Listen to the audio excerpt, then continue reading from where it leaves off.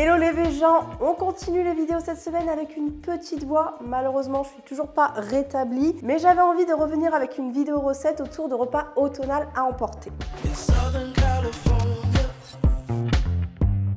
On va réaliser ensemble un porridge salé aux saveurs automnales avec un tempeh laqué à l'orange absolument divin et en dessert de la pomme un petit peu confite caramélisée à la poêle avec du spéculoos. Et on va mettre tout ça où? Dans les boîtes parce que mon bento continue de me faire confiance pour la création de contenu et ça fait plaisir, on peut les remercier. Pour le coup, on a une édition limitée avec le MB original et le MB Square au motif Constellation, c'est une édition spéciale Noël. Des couvercles qui se rangent dans le couvercle, je vous montrerai après comment ça se présente.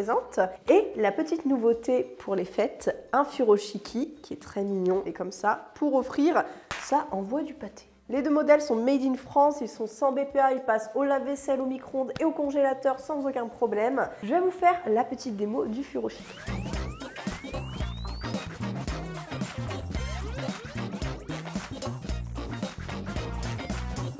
Regardez-moi ça, comme c'est mignon, j'aime beaucoup les furoshiki, c'est un petit peu comme faire un paquet cadeau mais en diagonale. Vous nouez le tout, vous mettez sous le sapin et ça fera plaisir au destinataire. En tout cas moi à chaque fois que j'ai offert des mon bento à mes proches, parce que je ne les collectionne pas, désolée de vous décevoir, et bah ça leur a fait super plaisir, ils s'en servent au quotidien. Si vous êtes intéressé pour commander sur le site de mon bento, vous avez mon code promo qui est Marion10 cette fois-ci et qui vous offre moins 10% jusqu'au 31 décembre 2021. Et aujourd'hui on va créer autour du MB original des recettes qui sentent déjà bon les fêtes. On commence par les pommes confites à la poêle, ça change du four, donc pour les personnes qui n'en ont pas, au moins on n'aura pas besoin de four aujourd'hui. J'enlève le cœur avec cet outil que j'ai oublié d'ailleurs de présenter dans ma vidéo sur mon matériel en cuisine que je vous invite à regarder si vous vous posez la question de mes références. Pour changer, je vais faire des disques de pommes, ce sera joli dans la boîte. Je mets la margarine dans la poêle et j'ajoute mes pommes. On est sur feu moyen doux. Je vais ajouter de l'eau, du sucre et des épices pour faire comme un petit sirop et qu'elle soit bien enveloppée. C'est assez rapide, en une dizaine de minutes, c'est temps, donc on peut réserver et s'occuper de la suite. Pendant que j'y pense, n'oublie pas de t'abonner, d'activer la cloche pour être au courant des nouvelles vidéos et surtout à liker cette vidéo. Ça aide pour le référencement, tout le monde le dit, mais ça aide. Pour ce super porridge automnal, on aura besoin de purée de courge. J'ai fait cuire mon potier marron à la vapeur et je l'ai réduit en purée avec un blender. Voilà, donc vous pouvez en faire une grosse quantité, vous pouvez la manger en purée à côté ou l'utiliser dans des préparations sucrées. Et si vous n'avez pas de blender, un mixeur plongeant fera l'affaire. Je vais émincer des champignons, c'est un petit peu la star de cette recette, donc si vous pouvez prendre des girolles, des shiitake ou alors des pleurotes comme ici, c'est sympa. On continue la préparation en hachant l'oignon et en pressant l'ail. Pour cuisiner le tempeh, je vous conseille comme toujours de le précuire à la vapeur pendant 10 minutes ou de le cuire à l'eau. Ça va le rendre plus tendre et ça va enlever l'amertume. Bon, cette marque-là n'est pas hyper amère, on peut s'en passer, mais pour le petit passage marinade, c'est quand même mieux de le précuire. Et là, il est déjà précuit, donc je peux couper mes lamelles. Pour la sauce à l'orange, on aura besoin de jus d'orange et de zeste si vous avez. Si vous n'avez pas des oranges fraîches, vous pouvez prendre du jus, par exemple un jus frais comme la marque Innocent, du sirop d'agave, d'érable ou de coco, du vinaigre de riz, du tamari ou de la sauce soja et du gingembre. J'ai aussi assaisonné avec un petit peu de sel parce que ma sauce soja est réduite en sel et que je ne veux pas rajouter de tamari parce qu'on veut garder un tout petit peu d'orangé même si ça va colorer. Et c'est prêt, il ne manque plus qu'à ajouter le tempeh. Et dans l'idéal, vous laissez mariner 30 minutes ou même un peu plus. C'est le moment de faire revenir les champignons sur feu vif avec un petit peu d'huile résistante aux températures.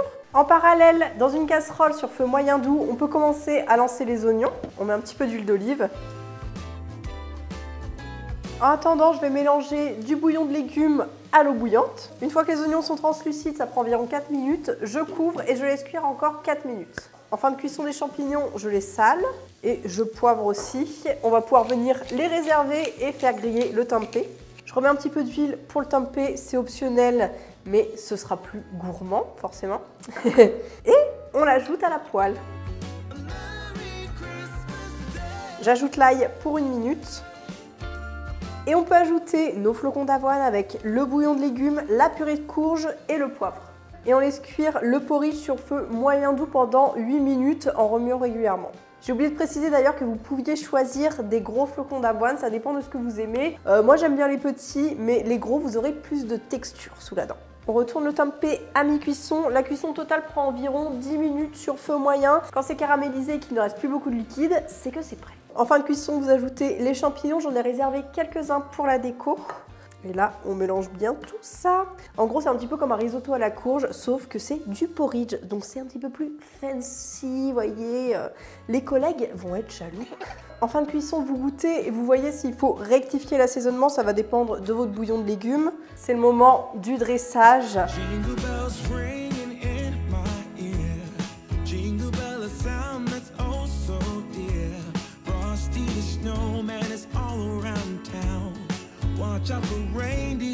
Est-ce que ça donne pas méga envie? Alors je vous avoue que la roquette par-dessus et les suprêmes d'orange, c'est un peu pour la photo. Après, si vous servez à l'assiette chez vous, c'est super. Mais ça résiste pas très bien au micro-ondes, voilà.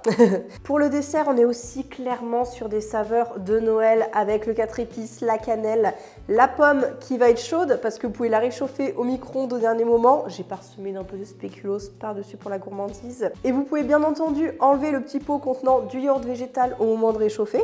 Comme ça, vous réchauffez votre pomme, vous mettez votre petit yaourt et il y a un petit contraste chaud-froid qu'on aime bien.